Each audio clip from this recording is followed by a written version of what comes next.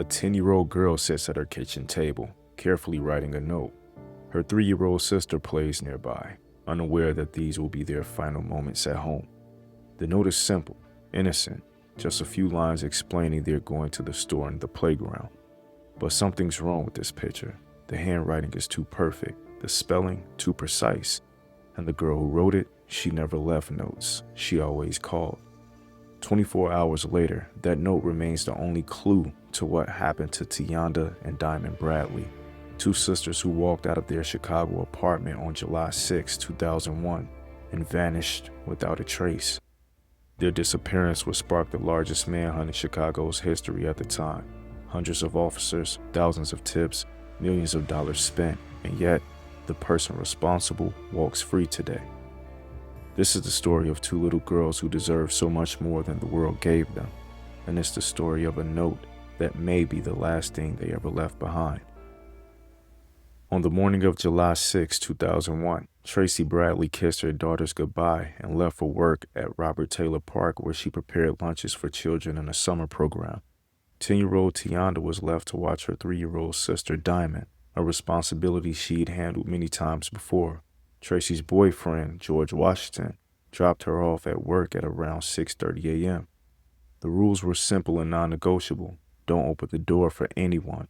Don't leave the apartment. If you need something, call Mom. Tionda understood these rules perfectly. She was mature for her age, protective of her little sister, and had never disobeyed her mother's instructions about staying home, which is why what happened next makes no sense. When Tracy returned home around 11 a.m., the apartment was empty. On the back of the couch, she found a handwritten note that read, "We went to the store and to the school playground. We'll be back soon." Tracy immediately knew something was wrong. Tionda would never leave a note. She would call. The family searched for hours before calling police at 6:30 p.m. By then, the girls had been missing for nearly 12 hours. But here's what the initial reports didn't tell you. There was another piece of evidence that day, a voicemail on Tracy's phone. Investigators found a message from Tionda, left that morning. "Mom, this is Tionda. Pick up the phone. George is at the door. He says we're going to pick you up from work and we're going to Jules to get the cake." The cake was for their sister Victoria's birthday the next day.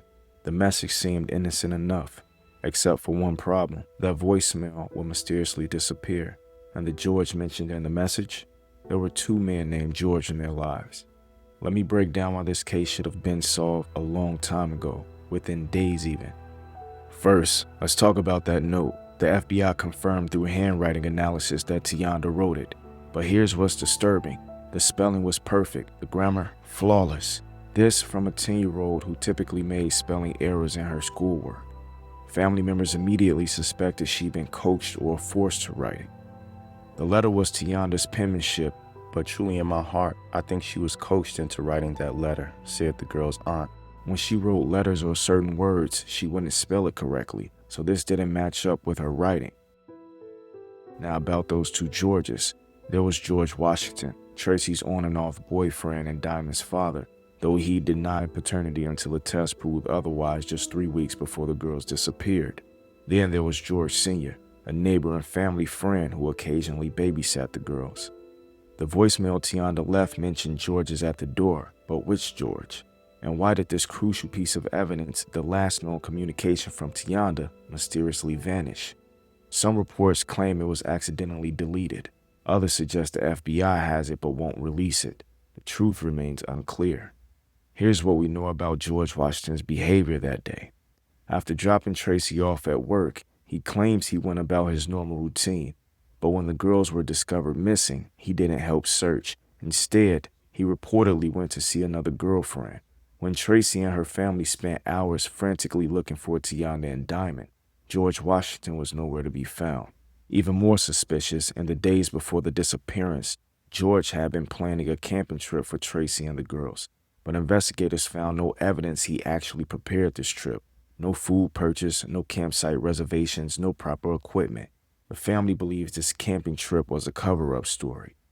Then there's the shopping receipt. On July 7th, one day after the girls vanished, George purchased contractor bags, gardening gloves, and neoprene gloves from Home Depot. When his house was searched, 5 of the contractor bags were missing from the package, and the gardening gloves were nowhere to be found. The evidence against George Washington seemed overwhelming, yet he was never arrested. Let me walk you through what the investigators found. Hair evidence. Several hairs were discovered in the trunk of George's car on a blanket. Forensic testing concluded these hairs could have belonged to Tionda, Diamond, or Tracy. George's explanation? He'd recently taken the girls to a drive-in movie and asked them to ride in the trunk to avoid paying admission fees.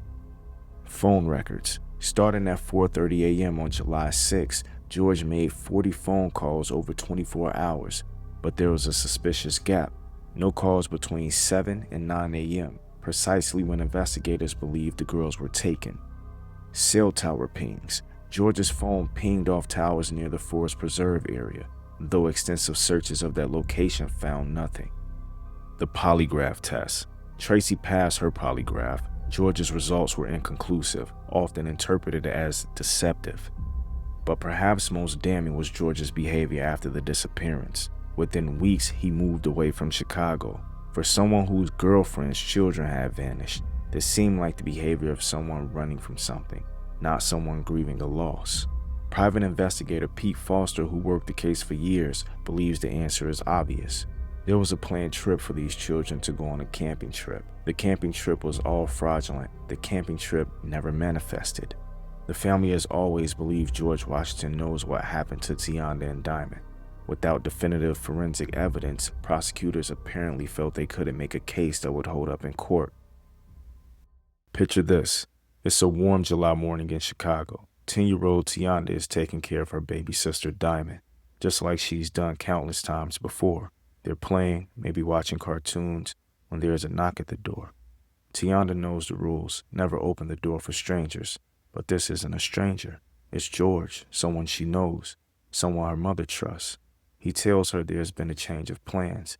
They need to come with him to pick up their mother from work, then go get a birthday cake for Victoria. It makes sense to Tionda. Victoria's birthday is tomorrow. Mom will want them to help, but something feels off. She calls her mother's phone, leaves that voicemail. George is at the door. He says we're going to pick you up from work and we're going to Jules to get the cake, but Tracy doesn't answer.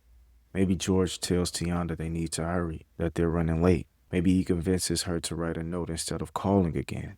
He might even dictate what to write, ensuring the spelling is perfect, the message innocent. Write that we're going to the store and playground, he might have said. Your mom will understand. Tionda, trusting and obedient, writes the note. She takes Diamond's hand. They walk out of the apartment together, never knowing they'll never come home again.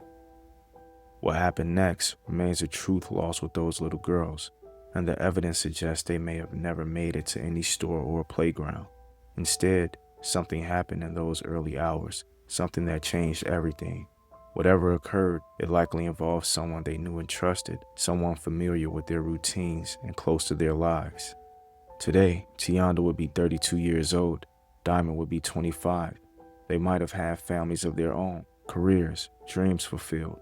Instead, they exist only in age-progressed photos in the hearts of family members who refuse to give up hope.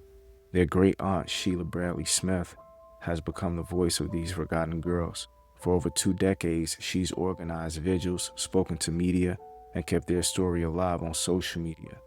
No one should have to live with not knowing, she says. If there was a funeral, you could grieve, but you can't grieve if you don't have bodies. The case has taken a devastating toll on the family. Their sister Victoria couldn't celebrate her birthday for over 10 years. The trauma of losing her sisters on the eve of her 8th birthday was too much to bear. Their sister Rita became overprotective of her own children, unable to shake the fear that they too could simply vanish. In 2019, the family's hopes were raised when a woman in Texas claimed to be Tionda, saying she and Diamond had been together all those years. DNA testing proved it was a cruel hoax, one of several false leads that have tormented the family over the years. The Chicago Police Department has not officially suspended the investigation, but the case has gone cold. Over the years, the number of detectives assigned has drastically declined, and updates have become scarce. Still, the family continues to fight. They've hired private investigators, pushed to raise public awareness, and increased reward offers with help from donors, at times totaling as much as $45,000 or more. They refuse to let their girls be forgotten. George Washington, meanwhile, has never been charged with any crime. He moved to another state shortly after the disappearance and has remained silent about that July morning. He's never been officially named as a suspect, though he remains a person of interest. This case represents more than just two missing children. It exposes how the system can fail to pursue justice even when troubling evidence is right in front of them. In other cases, people have been prosecuted with far less. Yet here, despite glaring red flags and inconsistencies, the main person of interest was never arrested, never charged, and seemingly never pressed with the full weight of the law. The question isn't just what happened to those girls, it's why no one in power demanded more answers. But their family hasn't forgotten, their community hasn't forgotten, and as long as there are people willing to tell their story, Tionda Diamond Bradley will not be forgotten either. If you have any information about the disappearance of Tionda Diamond Bradley, please contact the Chicago Police Department at 312-747-8380 or the FBI at 312-421-6700. Please share this video to help keep their story alive. Comment below with your thoughts on this case, and please subscribe to our channel and hit the like button, as doing so helps this message reach more people, because every missing child deserves to have their story told, and we're committed to making sure none of them are forgotten.